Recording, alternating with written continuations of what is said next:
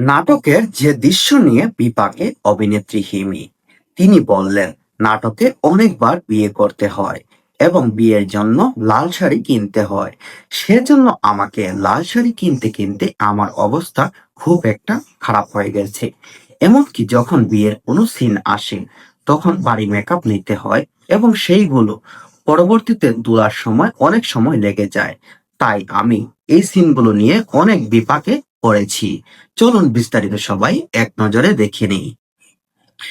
নাটকে ঘন ঘন বিয়ের দৃশ্যে অভিনয় করতে গিয়ে বরাবর লাল শাড়ি কেনা এবং কনে সাজতে গিয়ে নাজেহাল হয়ে পড়েন অভিনেত্রী জান্নাতুল সুমাইয়া হিমি। নাটকে অনেক সময় বিয়ে করতে গিয়ে এমনকি কনে সাজতে গিয়ে নাজেহাল হয়ে পড়েন অভিনেত্রী জান্নাতুল সুমাইয়া হিমি। বিয়ের দৃশ্যের জন্য সেটের বিশাল আয়োজন এবং বাড়ি মেকআপ নেওয়ার বিষয়টি বেশ জাকির কাজ বলে মনে করেন হিমি। বিয়ের দৃশ্যের জন্য সেটের বিশাল আয়োজন এবং বাড়ি মেকআপ নেওয়ার বিষয়টি খুব বেশি জাকির বলে মনে করেন তিনি। সম্প্রতি একটি টেলিভিশন স্টনে দেওয়া সাক্ষাৎকারে এসব কথা বলেন ছোট্ট পর্দার এই অভিনেত্রী। হিমির সেই সাক্ষাৎকারের ভিডিও ছড়িয়ে পড়ে সোশ্যাল মিডিয়ায়।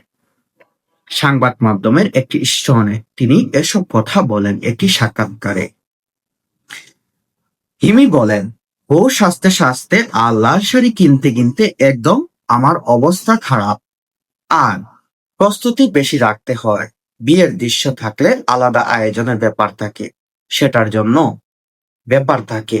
আমাকে একটু বেশি সাজুগুজু করতে হয়। তিনি বললেন, হিমি বউ সাজতে সাজতে আর লাল শাড়ি কিনতে কিনতে তার অবস্থাটা অনেক খারাপ হয়ে গেছে। বিয়ের দৃশ্যে শুটিং এর পর আর অনেকটা কোনো সাধারণ দৃশ্যের জন্য দ্রুত সেই সাজ বদলানোর বিষয়টি তেমন কোনো উপভোগ করেননি অভিনেত্রী।